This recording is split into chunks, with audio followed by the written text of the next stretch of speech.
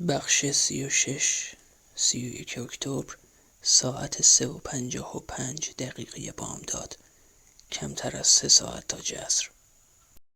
روز با صدایی که شبیه صدای خودش نیست میگوید شاید بهتر باشه دیگه ادامه این نوار رو نبینیم. او هم اتفاقات آن شب را به خاطر دارد. همینطور کانر هم میگوید موافقم، چند نفر از اعضای این خانواده امشب مردن. الان وقت دیدن ویدیوی خانوادگی نیست. ولی دلیل واقعی این که کانر نمیخواهد ادامه ویدیو را ببیند چیز دیگری است. بی توجه به حرفهای آنها به سمت تخته چوبی هدیه مدیر برنامه نانا میروم.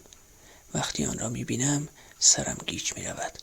از تریکسی میپرسم تو این کار کردی؟ او هم میآید و کنار من میایستد. این روزها فقط ما بازی کلمات میکنیم. روز هم کنارمان میآید تا ببیند به چه نگاه میکنیم و اخم میکند. از تریکسی میپرسد تو این کار کردی؟ مهمه که واقعیت رو به هم بگی. تریکسی سرش را تکان میدهد و با چشمانی متعجب به هر دوی ما نگاه میکند. یک نفر اسامی اعضای خانواده را با مهره ها نوشته است. روز شروع به راه رفتن در اتاق میکند. ارتباط اتفاقای امشب با مدیر برنامه نانا رو نمیفهمم، یا ارتباط اون نوشته ها رو به نوارهای ویدیویی. یه نفر داره اونا رو به نوارهای قدیمی خانوادگی ما میچسبونه. ولی چرا اون مدیر برنامه باید به این قضیه ربط داشته باشه؟ نانا اونو خیلی دوست داشت. کانر میگوید شاید چون دیگه نمیتونست کتاب جدیدی بعد از اتفاقای 1988 بنویسه. بعد از اون سال دیگه نانا هیچی چاپ نکرد. اگه اون استودیوی نانا رو داغون کرده باشه چی؟ شاید دنبال جدیدترین کار نانا بوده. اگه یه نویسنده نتونه بنویسه برای مدیر برنامه‌ش هم بد میشه. درسته؟ بالاخره نانا بزرگترین موکل اون بود. به خاطر میآورم که چقدر از آن مرد خوشم آمده بود و میگویم اولین و آخرین موکلش تا مدت‌های طولانی. روز سرش را تکان میدهد.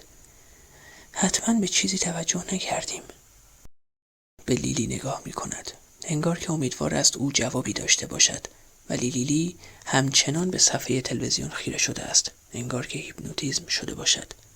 الان صفحه تلویزیون فقط آتش بزرگ کنار ساحل را نشان میدهد. آتش شومینه هم سر و صدای خفیفی دارد. متوجه میشوم چیزی شبیه پایه مبل دارد در آن میسوزد. آبی است و رویش ابرهای سفید نقاشی شده. به سمت کانر برمیگردم و برای کمتر از 1 ثانیه چیزی شبیه لبخند روی صورتش میبینم که خیلی زود جایش را به یک اخم میدهد. انگار که هیچ وقت آنجا نبوده است.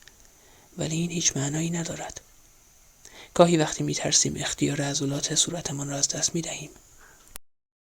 وقتی دوباره به تلویزیون نگاه میکنم میدانم اتفاقات زیادی که بعد از شام و قبل از برپایی آتش رخ دادند در آن به نمایش در نمیآیند. لحظاتی که در دوربین ثبت نشدند، چون لیلی مدام در حال فیلم برداری نبود. متاسفانه ذهنم همه چیز را خیلی خوب به خاطر دارد تا جای خالی را پر کند.